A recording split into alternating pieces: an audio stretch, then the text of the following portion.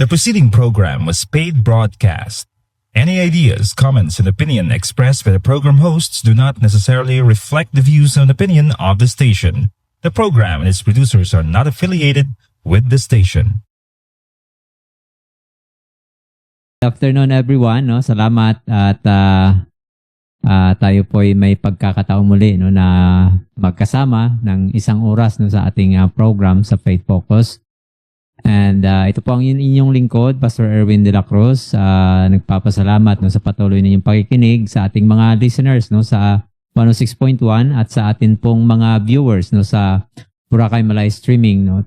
Thank you so much for having us no sa inyong mga tahanan at kung saan man kayo naroroon no, sa hapong ito. So salamat at magandang hapon po sa inyong lahat. At tayo po bago tayo dumako no, sa ating mensahe, tayo po manalangin muna. Let us pray.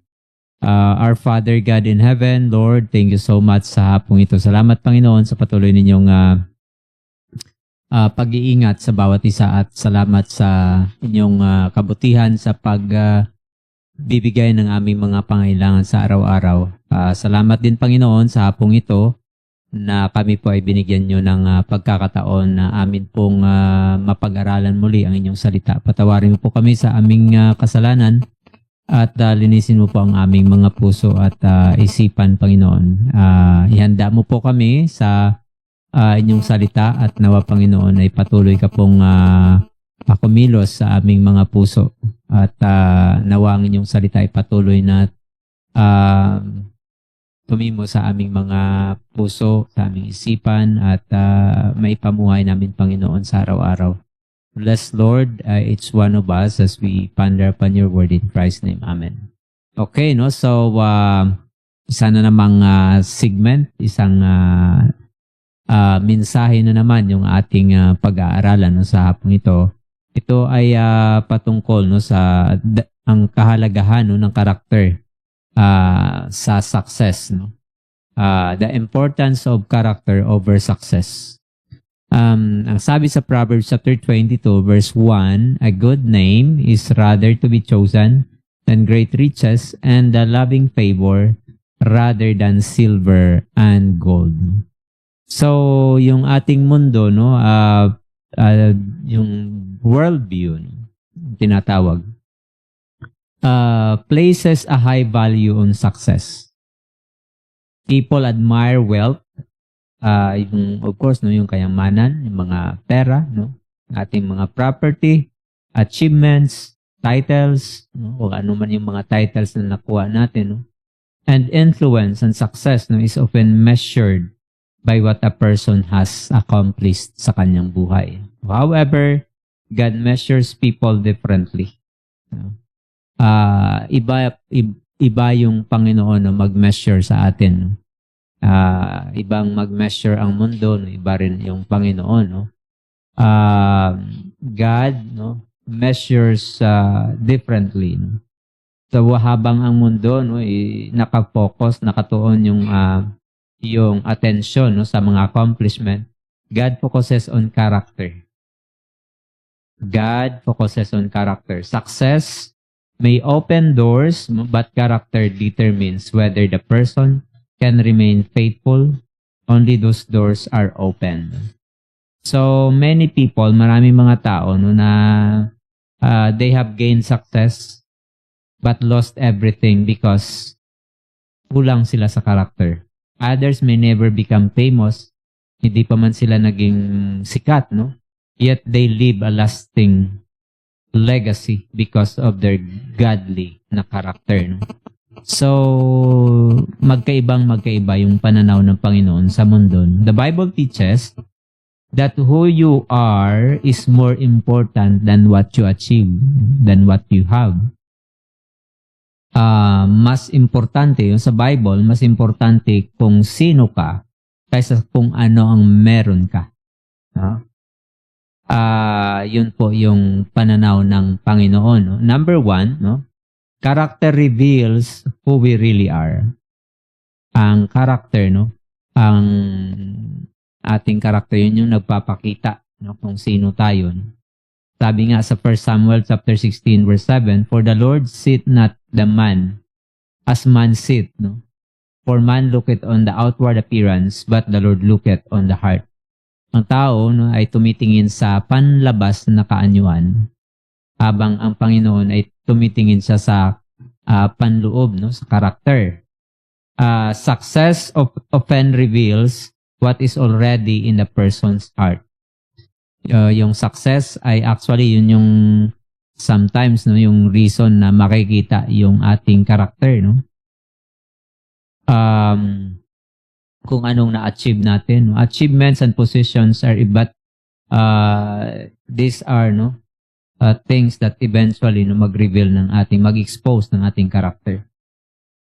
God chose David not because of his appearance, no. Pinili si David hindi sa kanyang appearance or accomplishment, no, but because of his heart.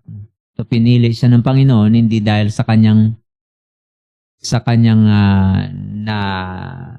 na-achieve, hindi sa kanyang appearance, kundi dahil sa kanyang puso. So dapat, no, we focus on developing our heart more than sa ating image, because that's what really matters sa Panginoon. To be the same person, maging pareho tayong tao sa private man o sa public, na walang double standard sa atin, na pag sa private life, iba tayo, no? Pag sa public life, iba din tayo, then something is, no, it's wrong. It's wrong with that, how sa ating pamumuhay. No?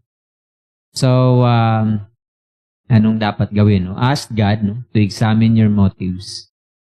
Just like David, no, sabi niya, "Search me, O God, and try me, if there be any wicked ways in me, and lead me in the way everlasting." So, titingnan natin yung ating mga sarili. No? Let us examine our motives. Ang ating karakter is, yun yung bagay na hindi nakikita ng iba. No? So, Panginoon lang nakakakita nun. And God focuses on our character than what we have. No? Than what we are. Than, yung what we achieve sa buhay. Mas nakatuon ang attention ng Panginoon sa kung sino tayo sa harap niya. Kung anong karakter meron tayo, doon nakafocus yung attention ng Panginoon rather than sa ating outward appearance. Next, no? Success can be lost but character endures. Ang ating mga success, pwedeng mawala yan. No? Pwedeng mawala yung mga yan. Pero yung character, it will endure. No? Yun ang magpapatuloy even sa eternity. It will go beyond, no, dito sa mundo. Pwedeng yung ating success or mga success sa buhay, pwede namang mawala yan anytime. Pero yung character natin, it will be with us. No? Money can disappear, businesses can fail, possessions can be taken away, fame can fade, but godly character remains.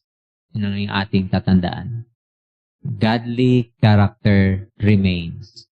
Sabi ng Proverbs chapter 10 verse 9, He that walketh uprightly walketh surely. So the foundation of life is not success. Kahit pa maka-achieve ka ng napakaraming achievements. Pagkatapos, pag nag-apply ka naman sa work, no, ilang linggo lang, alam na nung boss mo kung sino ka. At dahil doon, no, tatanggalin ka na lang dahil walang good na character. So wala din, useless pa rin kahit anong achievement na meron ka kung yung character ay wala. So, mas mabuti yung character. No? The foundation of life, no, is not success, but integrity. Yung pundasyon ng ating buhay ay hindi success, hindi achievement, kundi yung ating integrity. Titingnan natin, no? Kung ating titingnan si Job, he lost his wealth. He lost everything. His health, and possessions, but he maintained his integrity before God. Job chapter 2 verse 3, sinabi dyan, and still he holdeth fast his integrity. So build your life on biblical principles. Build your life on biblical principles. Protect your integrity at all costs. Never compromise truth for temporary gain. A successful life without character is a fragile kind of life. So, dapat na i-build natin yung ating buhay sa mga biblical na principles. Sa biblical principles. Pangalagaan natin yung ating integridad sa anumang at all cost. We should protect our integrity. Never, huwag tayong mag-compromise. Huwag nating piliin yung convenient. Sometimes kasi kung ang convenient sa atin yung mas madali, mas mabilis gawin, yun yung ating ginagawa. So never compromise truth. Sometimes we exchange convenience sa truth. Dahil yun yung madali, then yun yung convenient, yun yung komportable tayong gawin. Sometimes we compromise truth sa ating temporary gain. A successful life without character is a fragile life. So, ang successful na buhay pero walang karakter, ay sabi dito, fragile, marupok na buhay, madaling masira. Why? Because any time, pwedeng masira yun dahil sa ating hindi magandang karakter. So, build your life on biblical principles and protect your integrity at all costs. Huwag tayong mag-compromise. Next, is that God values faithfulness more than achievement. Ang Panginoon ay mas pinapahalagahan niya, ang ating faithfulness, yung ating katapatan, yung ating yun yung mas binibigyan ng priority ng Panginoon, ng attention ng Panginoon, yung ating faithfulness, yung katapatan ng ating puso, ng ating buhay. So God values faithfulness more than achievement. The world, yung mundo ay, di ba, the world asked, how much did you earn? Yun yung palaging concern, di ba? Magkano ba yung kinikita mo dyan? How many followers do you have? How influential, gaano ka ba ka-influential? But ang Panginoon ay nagtatanong ng ganito, were you faithful? Did you obey me? Did you honor me? Because in Matthew chapter 25 verse 21, sinabi diyan, well done, thou good and faithful servant. So God is not concerned about sa ating achievement. He is concerned sa ating Sa ating character, sa ating faithfulness. So if we notice that God did not say, well done, successful servant.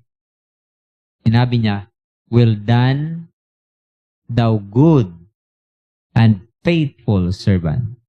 So faithfulness is one of God's highest measures of success. Kung tayo po'y matapat, tayo po'y faithful.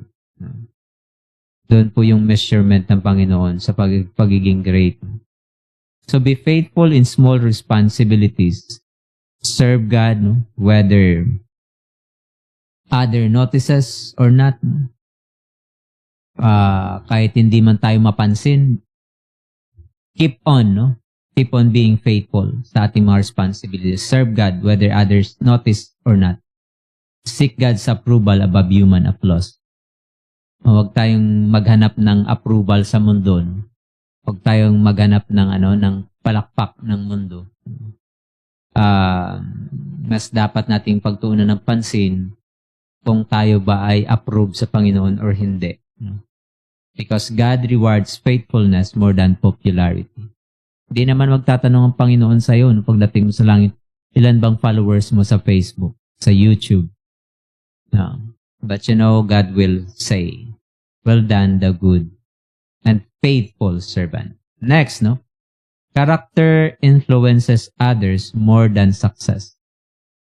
Kasi ang character, no, it influences others more than success. Kaya ganun ang pag-value ng Panginoon ng character.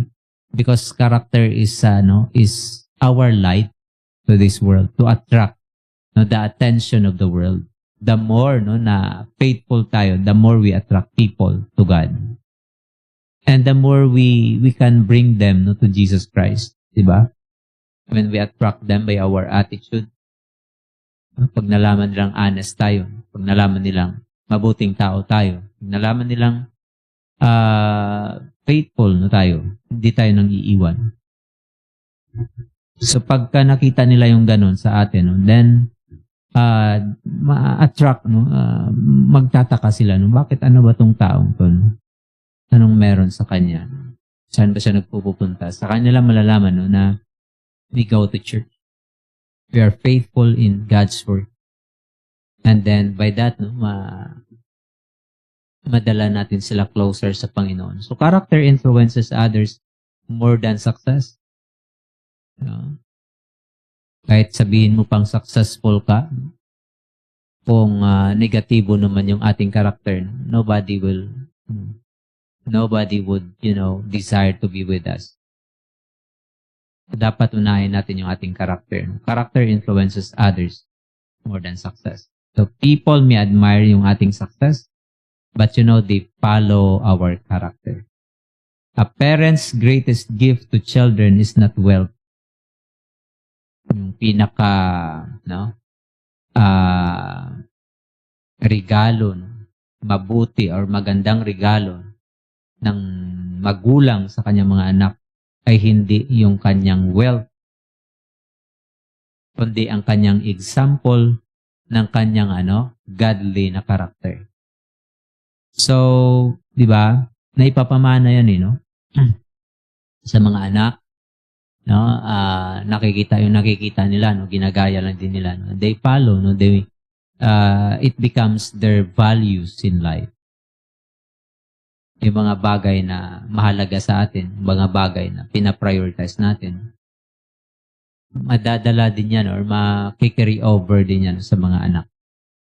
So, parents' greatest gift to children hindi yung kanilang wealth, but then ang kanilang example ng mabuting character.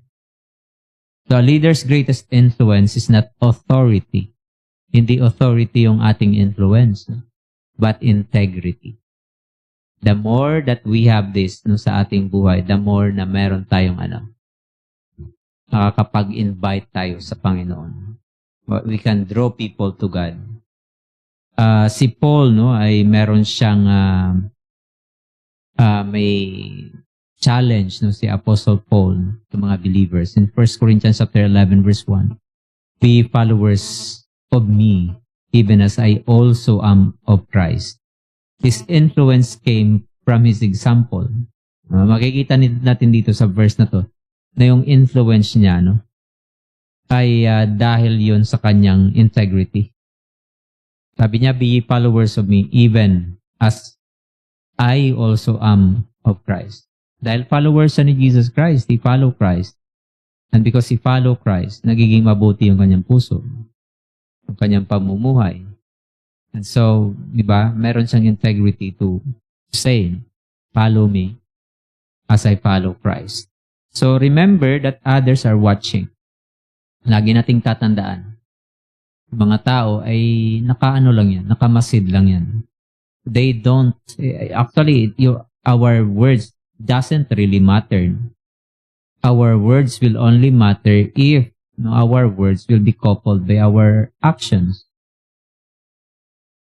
It will only, magkakaroon lang yan ng halaga sa kanila kung validated yun ng ating mga actions. Pero kung yung ating mga words hindi naman makikita sa ating actions, how can we say that we have Jesus Christ and that we want you to know Jesus Christ as our Savior? So how can you lead them? So live in a way that points people toward Christ. So, let's live in a way, mamuhay tayo sa paraan na kung saan na ituturo natin yung tao or nadadala natin yung tao patungo sa Panginoon. So, be an example like the way we speak, no? In our speech, in our conduct, how do we behave ourselves sa ating classmates, sa ating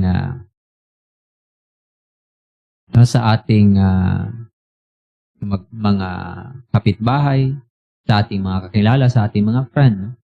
To be an example in speech, in conduct, and in honesty and love. And by that, no, ay magiging blessing tayo sa tao. Kasi, di ba, we will be the only Bible they read, no, yung ating karakter. Hindi man sila makapagbukas ng Bible, no? Kung yung ating buhay na ipapamuhay natin sa Panginoon, then they see Bible comes to life, no, sa ating buhay. Then we bring them, no? We have that, no, conscious effort to bring people to Christ, no, by the way we behave. No? That at the end, no, sa ating buhay, magkapagsasabi yung Panginoon, well done, thou good and faithful servant. So, live in a way that points people toward Christ. Wag yung buhay, no, na nakakatisod at buhay na nakaka-encourage. Buhay na challenge mo yung iba, no? So your character preaches even when your mouth is silent. Yung anino mo pa lang, gano'n, no? Yung tipong gano'n, presence mo pa lang, na-encourage na sila. Presence mo pa lang, no, ay meron ng influence sa kanila. So, di ba? Napakagandang halimbawa, no, sa tao na makikita ka lang nila, no, na na-encourage na silang mamuhay ng buhay na na nakakalugod, no, sa Panginoon. So I hope, no, na ganun tayo. Next is Jesus is the perfect example of character. Si Jesus Christ ay yung perfect na example ng character. The greatest person who ever lived was also the greatest example of character. He exemplified selflessness, humility. Diba? Naging example siya ng selflessness. Because si Ivan, no, kung babasahin mo yung Philippians chapter 2, he did not think it to, yung pagiging Panginoon niya. No? He didn't think it as something na hindi niya maiwan-iwan. But he laid all, no, para lang sa atin. So that is the highest form of selflessness. No? And yet, no, ginawa yun ng Panginoon para sa atin. So Jesus Christ is the perfect example of character. The greatest person na nabuhay dito sa mundo, no, na mayroong, no, sinless, no, na record, no, ng pamumuhay. So he is the greatest example ng character. He possessed humility, yung mababang loob, no, yung magiging humble, yung compassionate siya, no?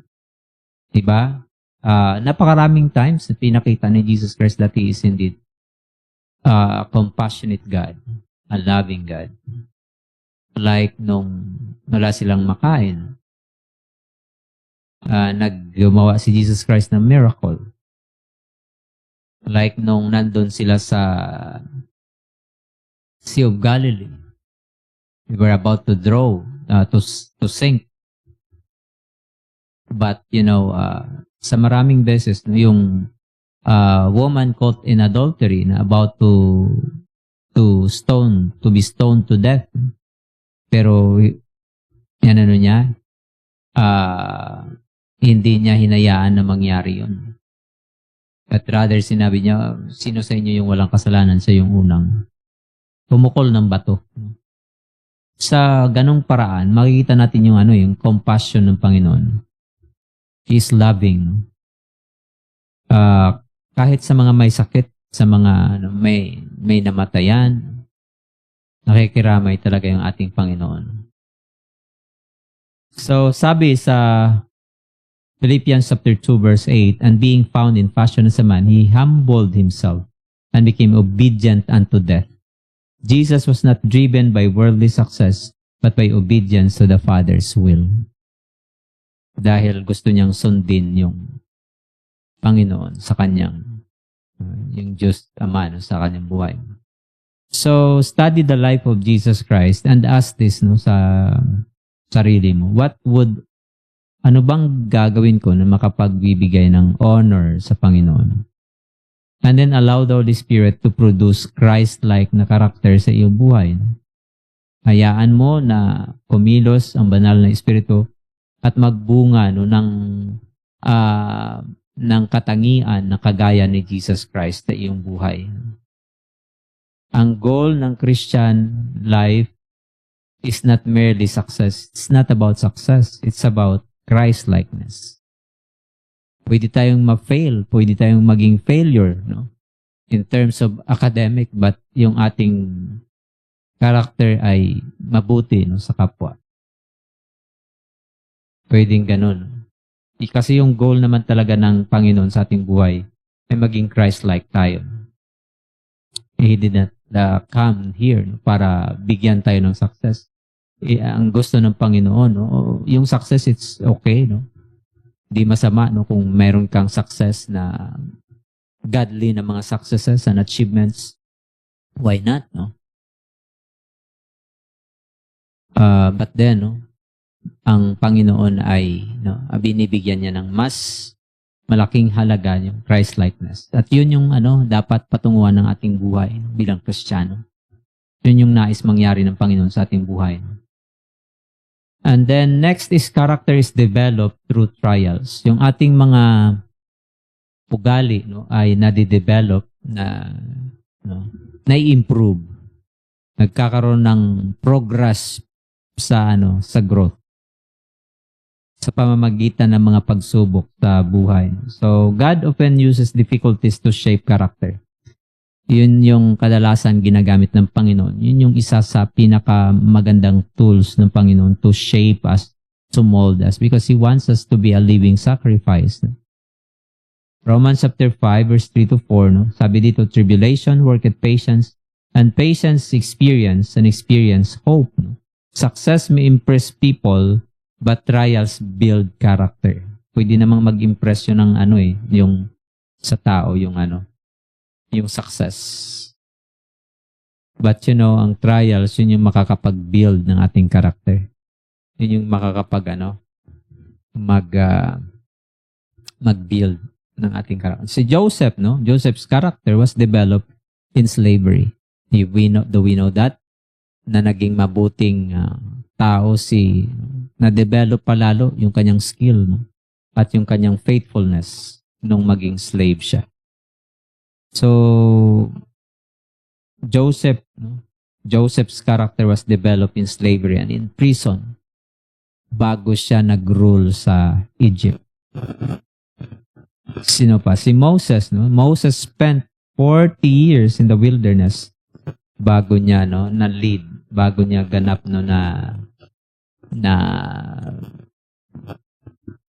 nagawa na maipalabas yung mga Israelites from Egypt to Israel. Bago pa siya ginamit. So in short, bago pa siya gamitin ng Panginoon, dumaan muna siya sa mga pagsubok, matinding pagsubok sa buhay. God prepares the person before He promotes the person. Yan yung ating tatandaan. Bago tayo gamitin ng Panginoon, He will what? He will prepare us muna. And part of that preparation is to build our character. So imagine mo kung itong mga taong to hindi na-build yung character bago sila napunta sa kanilang mga posisyon sa buhay, di ba?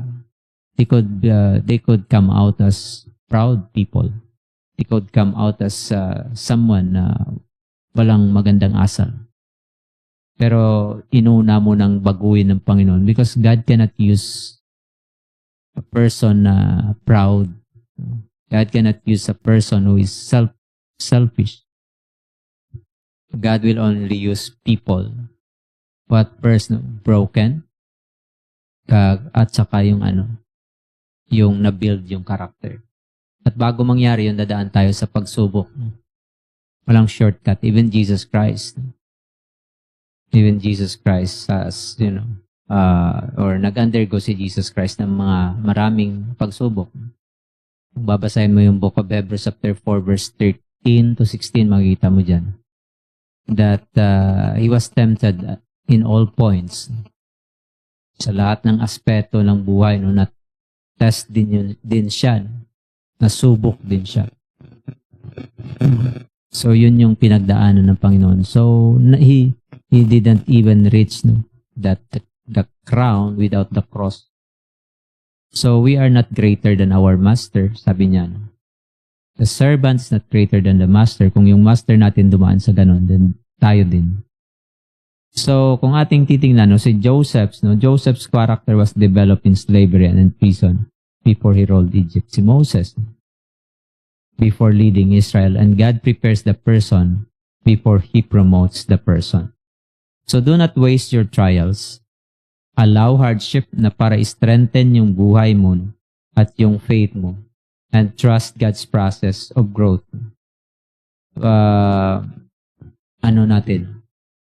We allow God to work sa ating buhay because character is forged in the fires of adversity. Nabibuild yung ating buhay sa adversity. So, the world says, be successful.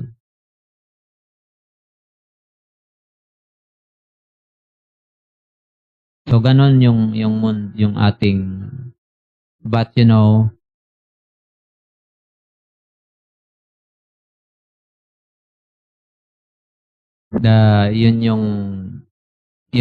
ng mundo, be successful.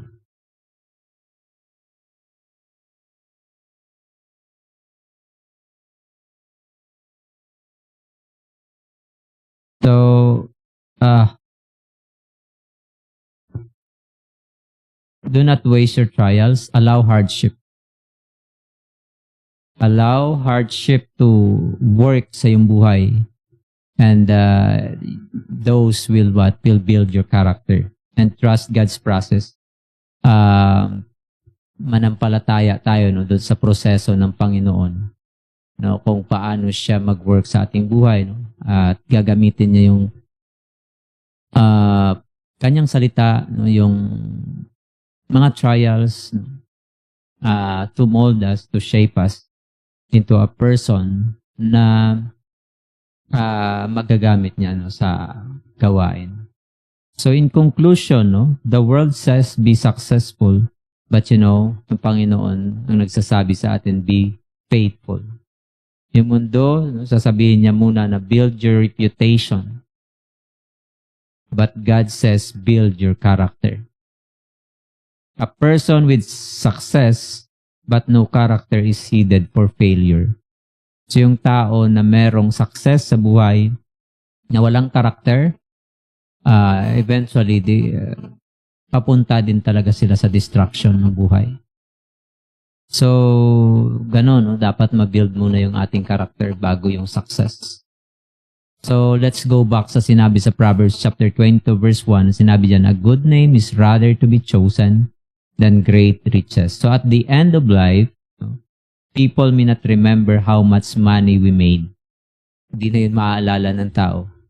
Yung taong nakakilala sa'yo at yung taong nakikilala sa kakilala mo ay pareho din yung mawawala. And eventually, yung history mo mai-erase na rin.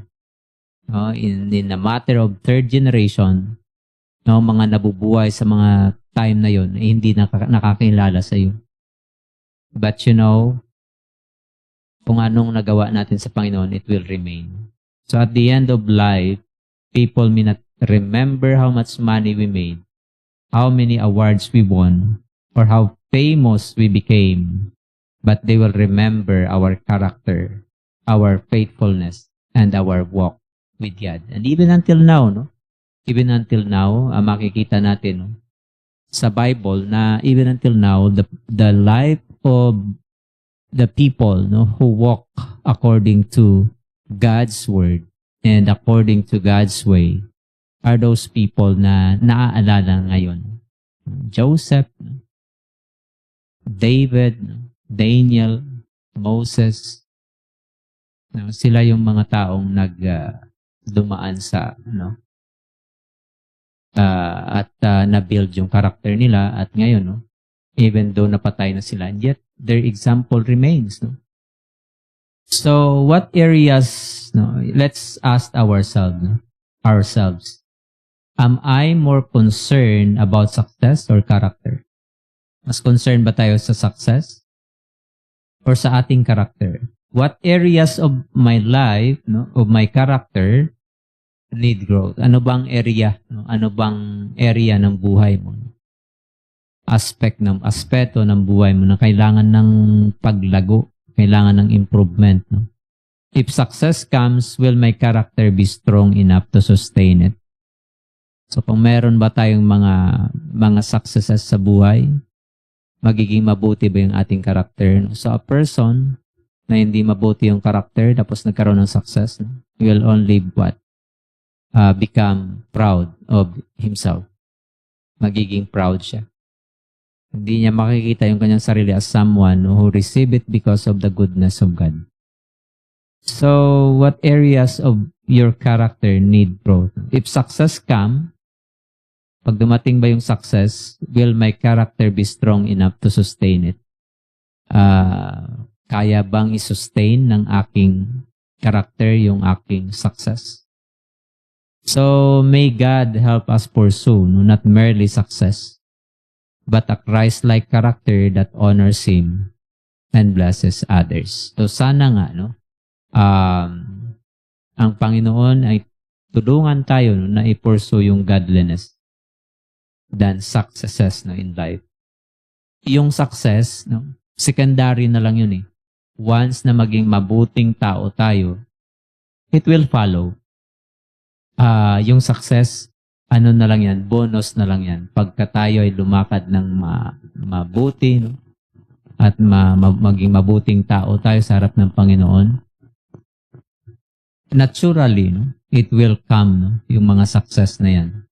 It will just follow. So, mas piliin nating maging mabuting tao dahil ang kasunod nun ay ang success. Don't chase success. No, don't chase success. Be a good person and success will come to you. Kasi useless pa rin yan, no? Kung meron kang success pero yung ugali mo ay hindi mabuti, no? Eventually, you are headed lang naman sa patungo ka pa rin sa destruction ng buhay. And you will go down sa iyong morality dahil nga sa iyong character. Kaya mas mabuting i-build natin yung ating character bago tayo na success will just come next to that. So, thank you so much. I hope, no, na itong message sa hapong ito, no, ay nagbigay sa atin ng lesson. And I hope, no, na mas piliin natin yung success, yung ating character kaysa sa ating success. Because after all, no, sasabihin ng Panginoon, hindi sasabihin ng Panginoon na, well done, thou good, no, and successful, no, na anak ko, but well done, thou good and faithful servant. Yun yung sasabihin ng Panginoon. So I hope it's one of us, no, when we come to the presence of God, no, marinig natin yung sasabihin ng Panginoon, well done, thou good and faithful servant, and turn out to the joy of the Lord. So I hope, no, that you have gained some principles from what we have discussed today, no? And I hope that we value character more than success, because, no, success will good character will lead us to success. While pagka meron tayong success pero wala tayong good character, no, it will eventually no, masira na lang din yung ating success, yung ating achievements. So I hope that we will be more particular in achieving a good character than success in a worldly na context ng success. So thank you so much for tuning in. Salamat sa pakikinig, and I hope and I pray that this message ay naging blessing sa bawat isang nakikinig sa hapong ito. So see you sa susunod na linggo, sa susunod na Sabado dito rin sa ating station 106.1, and then tomorrow evening we will have our counseling sa radio. So thank you so much, and God bless everyone.